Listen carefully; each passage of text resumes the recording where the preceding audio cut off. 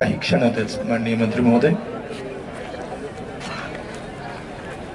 आपल्या भाषणातून सुलवाडे जामफळ कानोली उपसा सिंचन योजनेद्वारे तापी नदीचं पाणी जामफळ धरणातून आणून ते बंदिस्त नलिका वितरण प्रणाली या माध्यमातून शिंदखेडा व धुळे तालुक्यातील 54 गावांना भूमिगत पाईपलाईनद्वारे पुरवण्यात येणार आहे। बोरवीर ते नरडाणा रेल्वे मार्गाचं भूसंपादनची प्रक्रिया आता प्रगतीमध्ये असून रेल्वे मार्गाचं काम वेगाने सुरू आहे। तर मनमाड मालेगाव धुळे इंदूर रेल्वेसाठी भूसंपादनासाठीची प्रक्रिया सुरू आहे। या रेल्वे मार्गामुळे मध्यम व पश्चिम रेल्वे जोडली जाणार असून जिल्ह्यातून जाणारे रेल्वे व राष्ट्रीय महामार्गाचा उपलब्ध होणाऱ्या दळणवळणाच्या सुविधामुळे जिल्ह्यातील औद्योगिक विकासाला चालना मिळून मोठ्या प्रमाणात रोजगाराची संधी उपलब्ध होणार आहे। राज्याचे मुख्यमंत्री श्री देवेंद्र फडणवीस, उपमुख्यमंत्री श्री एकनाथ शिंदे, उपमुख्यमंत्री श्री अजित पवार यांच्या नेतृत्वाखाली सरकारने राज्यातील सर्वसामान्य नागरिकांच्या हितासाठी अनेक निर्णय घेतले। यात राज्यातील महिलांना स्वावलंबी करण्यासाठी मुख्यमंत्री माझी लाडकी बहीण योजना सुरू आहे। या योजनेत जिल्ह्यात 5,27,000 पेक्षा अधिक अर्ज मंजूर करण्यात आले आहे। पात्र महिलांना दरमहा 1500 रुपये प्रमाणे जुलै 2024 ते जानेवारी 2025 पर्यंत 7 हप्त्यांची रक्कम खात्यावर जमा करण्यात आली आहे।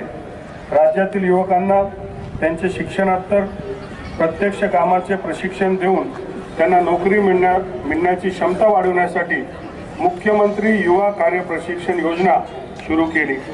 या योजनेत जिल्ह्यात 2819 उमेदवारांची निवड करण्यात आली असून या उमेदवारांना आतापर्यंत 3,87,00,000 रुपये मानधन दिले आहे। सामाजिक न्याय व विशेष सहाय्य विभागाच्या मार्फत मुख्यमंत्री वयोश्री योजनेत राज्यातील 65 वर्ष व त्यावरील ज्येष्ठ नागरिकांना आवश्यक सहाय्यक साधने उपकरणे खरेदी करता प्रत्येकी 3,000 रुपये देण्यात येत आहे। या योजनेत जिल्ह्यात 14,000 अर्जांना मंजुरी दिली आहे। राज्यातील सर्व धर्मियांना 60 वर्षावरील ज्येष्ठ नागरिकांसाठी भारतातील तीर्थक्षेत्रांना भेट देण्यासाठी मुख्यमंत्री तीर्थदर्शन योजना सुरू करण्यात आली असून या योजनेत शहरी व ग्रामीण भागातील 1,000 लाभार्थ्यांना लवकरच तीर्थक्षेत्र भेटीचं नियोजन आहे। मुख्यमंत्री अन्नपूर्ण योजनेतील पात्र लाभार्थ्यांना दरवर्षी 3 गॅस सिलेंडर मोफत भरून मिळणार आहे। राज्यातील उच्च शिक्षणासाठी प्रवेशित आर्थिकदृष्ट्या दुर्बल घटकांवरील इतर मागास प्रवर्गातील मुलींना शिक्षण शुल्क व परीक्षा शुल्क 100% सवलत देण्याचा निर्णय शासनाने घेतला आहे। मुख्यमंत्री बळीराजा मोफत वीज योजनेत शेतकऱ्यांना 7.5 अश्वशक्ती तालुक्यातील शेतीपाडा येथील पुढील 5 वर्षांसाठी आपल्या सगळ्यांचे सुपरिचित चैतरामजी पवार यांना जल जंगल जमीन या क्षेत्रातील कामगिरीची नोंद घेऊन केंद्र सरकारने त्यांना पर्यावरण व वन संवर्धन या क्षेत्रासाठी पद्मश्री पुरस्कार जाहीर केलेला आहे। त्याबद्दल मी केंद्र सरकार आणि पद्मश्री चैतरामजी पवार यांचं राज्य शासनाच्या वतीने तसेच संपूर्ण जिल्हावासियांच्या वतीने मनापासून अभिनंदन करतो। भारत हे प्रजासत्ताक राष्ट्र असून जगातील सर्वात मोठे लोकशाही राष्ट्र म्हणून आपल्या देशाची लौकिक आहे। नुकत्याच झालेल्या लोकसभा निवडणुकीत देशाचे पंतप्रधान आदरणीय नरेंद्र मोदीजी यांच्या नेतृत्वाखाली तर राज्यात झालेल्या विधानसभा निवडणुकीत मुख्यमंत्री श्री देवेंद्र फडणवीस यांच्या नेतृत्वात सरकार स्थापन झालं आहे।